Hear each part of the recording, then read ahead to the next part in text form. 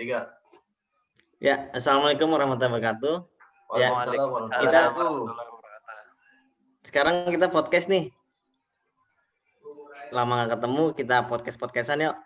Kira-kira apa nih yang kita bahas nih? Aduh, Casey nggak jauh dari bahas COVID dulu aja oh, lah. Iya.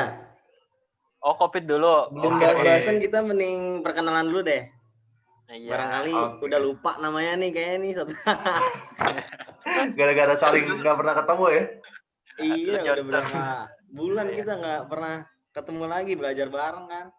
Oke, ya dari sebelah sini dulu lah. Oke. Ya, yang ditunjuk dari gua dulu dah. Ya, gua Aujan Nabil Halali ya dari PTK 2016. Oke, lanjut dah. Assalamualaikum warahmatullahi wabarakatuh. Bismillahirrahmanirrahim. Nah, gua Aditya Surya ya dari PTK 2016. Oke, dan di kiri gua nih ada di kirinya Adit tuh ada gua namanya Fahri Husaini dari PTK 2016. Oke. Nih kita nama podcastnya apa nih? Podcast bla bla dong. Terserah Pak Bapak aja dah. Terserah apa anjir. Ikan lu mau jadi bapak. Ayo nih, sekarang kita mulai ya. Pertama tadi bahas apa nih? Tadi katanya mau bahas COVID nih. Nah, gue kalau bahas COVID, gue ada pertanyaan nih. Pertanyaan gue, selama pandemi COVID nih, apa sih yang berdampak buat diri lu tuh apa? Ada apa aja? Buat diri personal iya, personal, atau dari orang-orang? Dari lu lah. Dari personal sih, kalau dari gue sih paling ya bosen aja gitu di rumah. Iya, kagak ada kegiatan. Ada sih kegiatan sih lagi ya biasalah nyusun apa? Paling nyusun Tetris. ya. Nyusun mau nyusun kartu ya begitulah pokoknya lah. Kegiatan lu selama lockdown dikurung ini berarti kayak nyusun kartu, nyusun inian gitu-gitu. Iya, pokoknya nyusunnya di rumah, beres-beres lah, ngerjain kerjaan ART. Ya, tapi nggak boleh keluar ya? Boleh sih keluar. Oh boleh, masih tetap boleh di daerah lo? Iya, cuman ya biasalah duit lah. Keluar kan harus pakai duit. Ya. Ya. Terus kalau si Ojan gimana? Ada nggak suara gua? Ada. Tadi AirPods-nya error. Pamer dia Ri. Anjir pakai AirPod. AirPod bandara apa? Jadi ya mungkin yang kalau ngebahas COVID sih lebih ke dampak besarnya lebih ke ekonomi mungkin ya. Terus juga banyak sih dampaknya buat ke pendidikan juga sangat ini banget sih. Kenapa tuh pendidikan? Dampak COVID pendidikan ya, menurut lu gimana? Kalau menurut gue ya, jadi kan sekarang lagi ada PJJ tuh.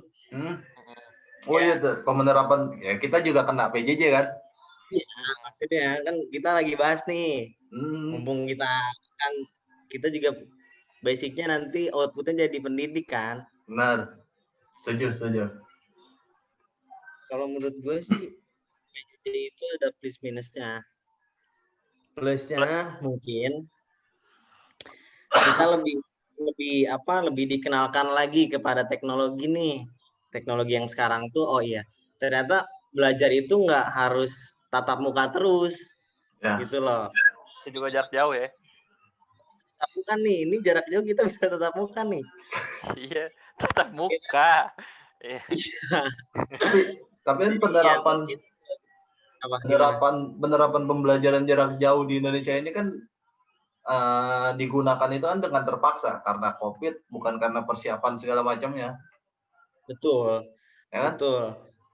Nah, itu kalau itu tuh gue malah jadi nimbul pertanyaan soal gimana sih pembelajaran jarak jauh dan pembelajaran jarak jauh tapi materinya itu tentang materi praktek. Oh iya benar tuh. Ya kan? Karena praktek itu kan kayak lo harus ngelakuin dan harus dilihat, sedangkan lu nggak bisa ngelakuin di tempat tentang praktek. Kalau misalnya materi segala macam kan itu masih bisa dikerjain lah segala macamnya. Iya. Bahkan ulangan akhir semester masih bisa ya, tapi kalau praktek kagak bisa ya, yang praktek ya. Terus gimana tuh kalau dari pertanyaan gua? Kalau praktek ya? Solusinya gimana ya? Kira-kira, Dit, ada nggak solusi dari saudara? Dari saya apa pemerintah nih? Enggak sih, jadi ya udah terserah. Kalau dari gua sih ini ya, apa namanya? Pihak sekolah itu seharusnya itu mengizinkan beberapa murid ya itu khusus untuk ujian praktek. Misalkan itu bisa diambil dari 1/4 atau setengah dari isi kelasnya, siswanya. Berarti kalau jumlah anaknya 40, kalau 1/4-nya berapa berarti? Berapa orang? 1/4 dari 40, 10 lah. Iya, 10. Bener. Kan 40 kali. Udah itu kagak penting. Ya, jadi intinya ya kalau intinya dari gue sih ini ya, dari pihak sekolah tuh memberikan kalau untuk ujian praktek ya memberikan waktu khusus gitu, misalkan 3 hari berturut-turut ya, tapi nggak lebih dari setengah bahkan 1/4-nya. Tapi yang jadi praktek, ya jadi bahasan di sini tuh kayak gimana sih cara ngejalanin praktik pembelajaran? Cara menjalankan melalui pendidikan jarak jauh itu gimana gitu? Tadi maksud gue tuh solusi seharusnya ya. Tapi sebenarnya sih kalau untuk ini ya, untuk kayak praktik harus ini sih, maksudnya tatap muka bisa sih, bisa virtual juga mungkin, tapi ininya lebih ke bahan-bahan praktiknya tuh yang bisa disediain nggak sih sama siswanya tersebut gitu. Memberatkan apa enggaknya itu kalau menurut saya ya. Kalau semisalkan masih bisa disediakan oleh siswanya itu, sepertinya praktik itu masih bisa berjalan aja. Tapi dengan pengawasan pendidik juga. Iya, dari peserta didik maupun dari pendidiknya juga kan? Iya, betul. Dua aspek itu nggak bisa dipisahkan tuh. Tapi ini ada yang seru nih. Gue tadi beberapa ini sempat ngeliat atau nemu lah yang namanya penggunaan pembelajaran jarak jauh dengan praktek. Cuman di sini prakteknya itu mereka ngejalanin tentang praktek nge-review website. Jadi dari pendidiknya nginstruksiin untuk mahasiswa untuk praktek mereview website tersebut. Mau kita langsung lihat aja videonya, baru kita bisa komentarin. Bagus tuh kira-kira tuh. Kayaknya bagus tuh. Coba kita langsung lihat. Kita bahas lagi aja ya. Kita bahas aja ambil ngobrol-ngobrol. Ini gua share screen ya. Iya. Oke, boleh. Boleh Pak Guru. Pak Guru aja. Itu jangan ada logo itu. Gak apa-apa ya, kita nyantai aja. Nyantai aja kita. Bentar, buka. Tadi udah sempat gue download. Ini dia foldernya.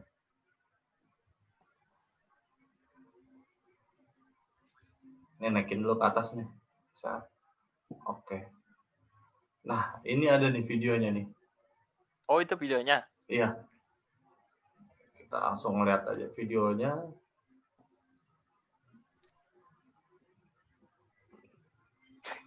Kayak ada mirip. Siapa yang mirip, Pak? Yang paling kiri. Nih, sambil gue jelasin ya. Jadi di sini dia itu menjalankan praktik reviewnya melalui video. Nah, terus di sini ada website yang namanya website Trinity dan website yang namanya Stellali nih, yang udah gue tahu ya. Nah, terus dia lagi ngejelasin tentang dibagi 3. Nah, dari setiap satu website ini ada UX, ada 3 aspek ya? 3 aspek untuk nge-reviewnya dan usability. Nah, terus kita langsung lihat aja ya. Ya, berarti yang kanan juga sama Bang ya? Yang kanan sama, Dek. Sama juga, Dek. Ngeri, maksudnya maaf. Oh iya. Sama, Dek.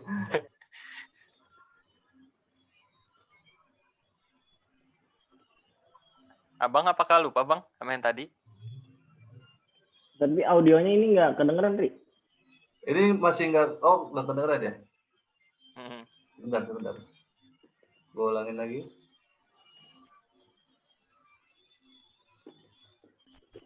Nah. Dia ulang lagi dari sini deh. Blog Show bersama selamat datang di acara Midnight Blog Show bersama saya Joshua Kurniawan. Saya akan mereview sebuah blog dari Stellali, yaitu stellali.net. Saya Jana Delia Tamananisa. Di sini saya akan mereview sebuah blog milik Trinity, The Naked Traveler.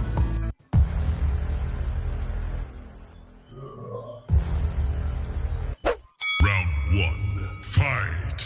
Di sini, kalian dapat melihat tampilan blog Naked Traveler.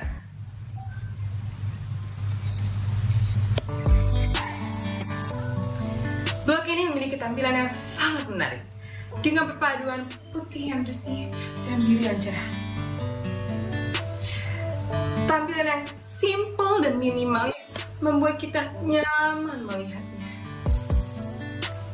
So, gorgeous. Gorgeous. Gorgeous. Tadi memang keren, tetapi Stellali lebih keren. Kenapa? Karena di dalam Stellali perpaduan warna dan jenis font yang mirip ya. Orang yang pertama kali masuk ke dalam blog ini, artinya blog ini adalah blog otomotif. Tapi bohong. Blog local and lifestyle. Oh, jadi dia ini nge-reviewnya sambil disambarin sama komedi ya? Konten-kontennya. Iya. Disertai komedi. Tapi menurut lu ini kayak praktek gak sih untuk blog? Itu praktek. Perpaduan warnanya sangat Kenapa lu bisa bilang praktek? Mending di post dulu aja, Ri. Konten ini Atau kita selesaiin dulu deh videonya. Hidup Oke. rakyat Indonesia.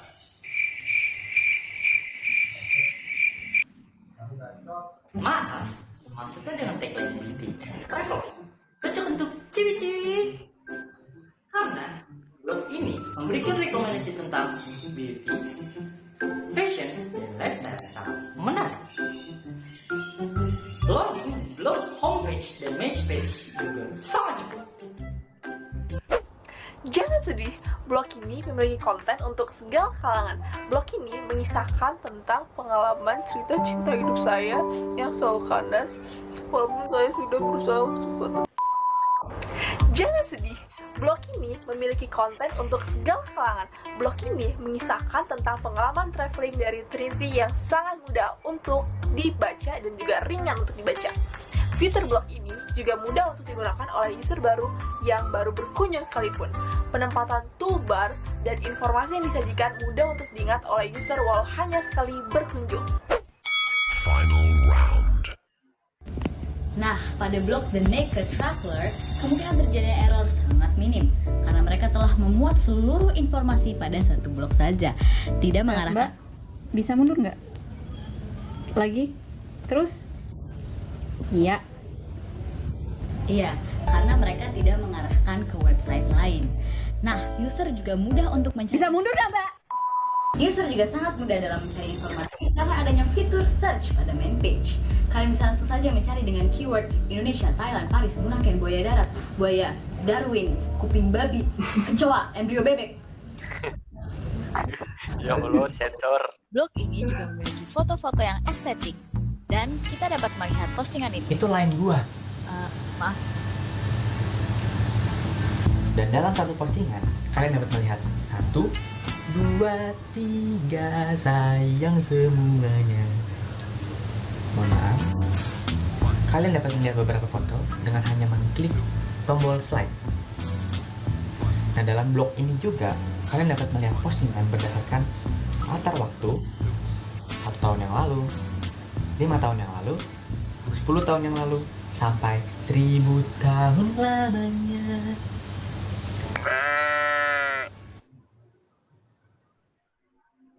Pada main page Stellali, masih ada beberapa foto yang rusak di bagian footer.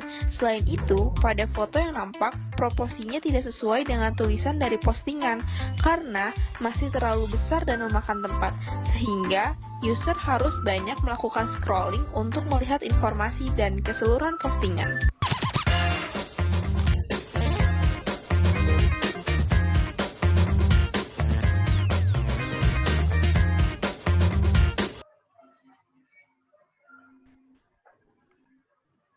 Oke cuy, itu video yang tadi gue temuin cuy.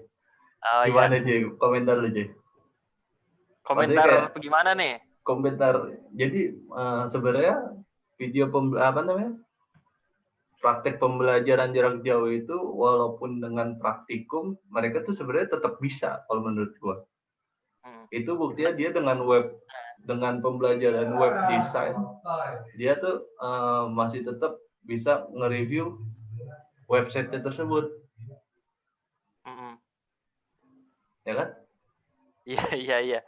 Tapi kalau untuk pelajaran itu oke ya berarti ya. Tapi kalau ada pelajaran lain kayak praktikum itu juga sama melihat orang meraktek gitu. Maksudnya gimana? Jadi kan tadi kan prakteknya kan nge-review ini ya. Nge-review, ya. Yang nge-review 3 aspek ya. Pertama UI, terus apa? UI, UX, usability. Sama usability ya. Nah, kalau misalkan mata pelajarannya kayak praktikum komputer, itu juga bisa juga dengan melihat video praktikum di YouTube gitu ya. Berarti ya, dengan pembelajaran. Ya, mungkin ya, kayak sebenarnya sih kalau itu ya inovasinya aja sih yang mungkin harus dimainin untuk lebih kreativitas gimana sih untuk tetap bisa mereka ini tetap praktek gitu. Oh iya, berarti menginovasikan itulah pokoknya lah. Gimana Ojan? Ojan diem aja nih, gimana nih? Iya, si Ojan diem aja. Jadi kan kita butuh sharing. Halo Ojan. Tanggapannya dari Ojan gimana Jan? Menurut lo? Yang tadi tuh. Jadi sebenarnya kalau semisal mereview kan oke lah. Tadi banyak kan yang dibahas tuh dari video tersebut. Tapi kita ambil aja contohnya dari praktikum deh. Praktikum perakitan. Sebenarnya kita bisa menggunakan virtual. Iya, ada software kok banyak ya sebenarnya. Banyak kok, banyak. Ya, bahkan software yang kita pakai juga tetap bisa kan untuk digunain. Iya.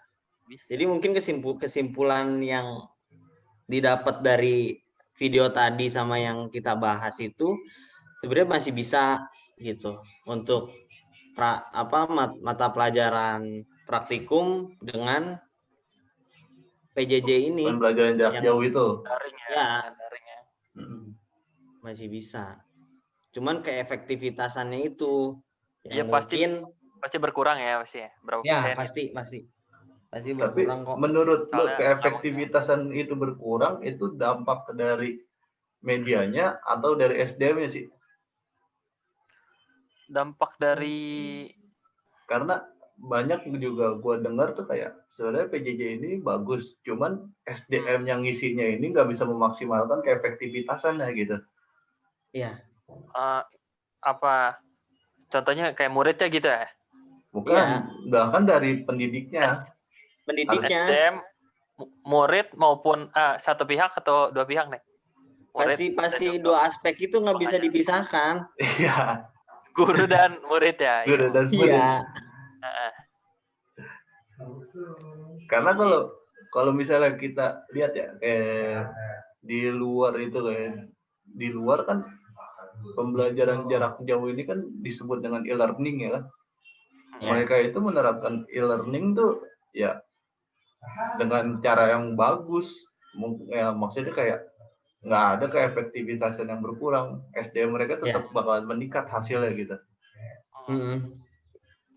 Jadi mungkin karena faktor ini sih buat ke pendidik sama terdidik sama pendidik sama yang dididiknya itu loh. Pengetahuan teknologinya itu sebenarnya udah bagus sih untuk kayak sekarang kan kayak smartphone kan. sebenarnya kita Zoom aja bisa lewat smartphone kan.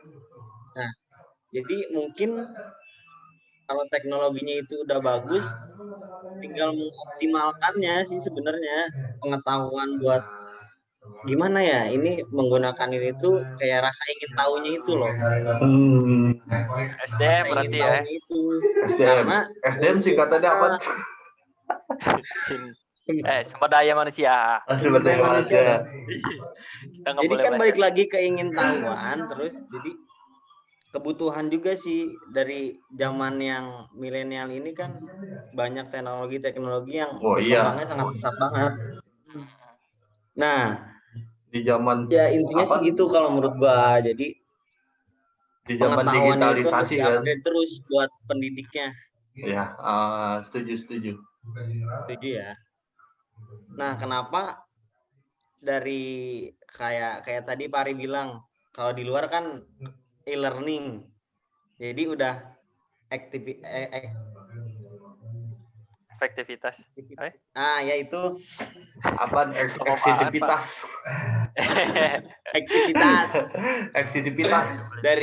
Dari PJJ itu di luar negeri udah bagus kan, nggak perlu mengurangi dari kualitas yang didapat karena dia udah beradaptasi dari jauh-jauh hari, dari sebelum ada pandemi ini dia udah terbiasa.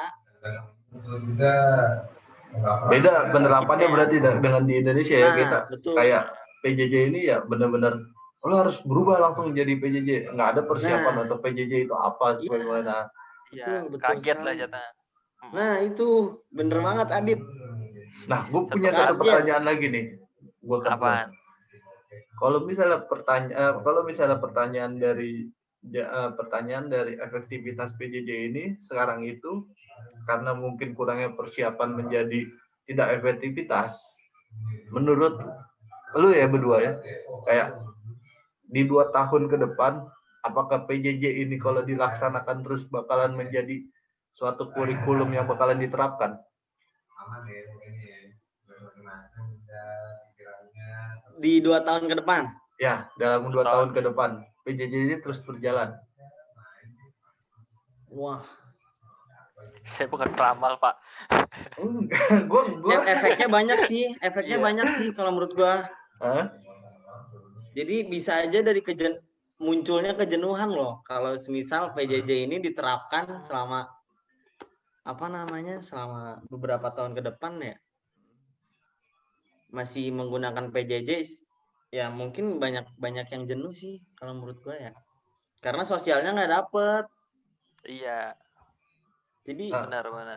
Bukan. Maksud gua pertanyaannya tuh kayak sekarang kan masih dikatakan tidak efektif. Nah, kalau karena memang persiapannya kurang. Untuk 2 tahun ke depan. Iya, kalau penerapannya 2 tahun ke depan, itu apakah PJJ ini bisa dikatakan dengan efektif? Menjadi efektif. Oke, sorry tadi gue salah nanggap ya. Gimana? Kopi dulu. Kopi dulu. Kopi susah. Coba Adit dulu deh. Gue minum dulu. Enggak sih, gue nunggu jawaban Ojan sih. Kalau gue nyontek nih kagak nyontek gue nih yoga ngapain nih bukan emang. Jadi maksudnya bakalan dimasukin kurikulum gak gitu ya? Maksudnya efektif atau enggak? Iya buat 2 tahun ke depan ya. Aktivitasannya itu masih bisa dibilang efektif nggak sih gitu PJJ ini Dit? Maksud Pari itu? Ya menurut lu, gue sih menurut aja. Kalau nggak salah kan kalau menurut gua, ya itu menurut gua gitu kan. Nggak usah takut jawaban. Udah, gua jawab nih. Ya. Ya, coba. Menurut Fahri itu ya tergantung. Kenapa jadi menurut gua anjir? Enggak, menurut gua. Oh, menurut gua. Tergantung balik lagi sama SDM. Sama SDM-nya. Iya. Mau buat apa kalau enggak? Jadi sama gimana ya? Jadi gimana ya? Gue tadi gue udah nemu gitu ya. Ini kalau di podcast ini gue bingung nih. Tapi kalau ngomong langsung lah kita nyantai lah. Emang ini ngomongnya secara delay, nggak langsung. Iya delay lah, pakai koneksi Pak. Ini kalau ditanya efektif atau kagak sih tergantung SDM-nya ya. Tapi kalau dari pribadi gue bilang ya kagak efektif, Pak. Dalam 2 tahun ke depan. Iya, karena menurut gue tuh orang Indonesia nih ya. Kalau orang Finlandia yang lu bandingin ya, Norwegia, terus Australia, Austria ya segala macam kan, itu kan emang bocahnya dari dulu kan ada keingintahuan ya. Keingintahuan. Jadi misalkan dia belajar tentang jangan motherboard ya. Landkart ya. Tuh kalau sama bocah Norwegia, bocah luar negeri pasti itu dicari landkart kayak gimana. Ya, bukan kan? Karena dia landkartnya hilang jadi dicari, bukan? Bisa jadi. Kan tergantung apa yang kita omongin sekarang, Ri. Gitu, Ri. Oh ya, lanjut. Jadi setiap komponen itu bakalan diteliti sama mereka, sama orang-orang sumber daya di luar sana. Tapi kalau di Indonesia ya seperti gua lihat sekarang ya, bahkan 2 tahun ke depan ya sebenarnya sih ada sih peningkatan dikit, paling dikit. Mungkin dari gurunya di-push biar anak-anaknya tuh di-bos sedikit lah. Jadi efektivitasnya nggak ngelunjak naik, tapi sedikit doang gitu, Ri. Jadi dia harus tetap megang alat gitu. Seperti itu, Ri. Gue mau nanya sekali lagi, terserah nih. Misalnya di antara lu berdua. Enggak, gue nambahin dong yang tadi. Boleh. Kalau diterapkan di 2 tahun ke depan ya. Waktu kita tinggal 10 menit lagi di podcast ini. Oh iya, oke deh. Lanjut dari. Podcast cepet banget sih. Enggak apa-apa, udah lanjut. Oke, nggak apa-apa. Jadi intinya singkat aja ya. Yang tadi gua tangkap itu kalau untuk 2 tahun ke depan mungkin keefektivitasannya itu bisa menanjak. Karena kita menanjak, grafiknya itu naik loh. Jadi seolah-olah kita tuh kan di plot untuk bisa adaptasi dengan PJJ ini kan. Ya. Nah, mau nggak mau kita harus ngelakuin nih. Jadi intinya untuk kedepannya itu mungkin bisa karena terbiasa. Karena terbiasa gitu. Pasti efektif. Kayak model kita lah, kita sekolah offline awalnya mungkin jenuh, cuman karena udah terbiasa gitu kan. Sama aja kita baru pertama masuk kuliah kan pasti kita harus gimana ya? Nah, berarti beriring jalannya waktu kan kita adaptasi gitu kan. Gitu. Nih, sekarang gue punya pertanyaan nih. Oke, coba. Buat Pari nih ya. Tinggal 7 menit lagi ya. Kira-kira ada perbedaan nggak sih antara SD, SMP, SMA, SMK, MAN, segala macam dari PJJ ini pembelajarannya? Keefektivitasnya apakah itu sama atau beda? Nah, kalau beda itu dampaknya seperti apa gitu?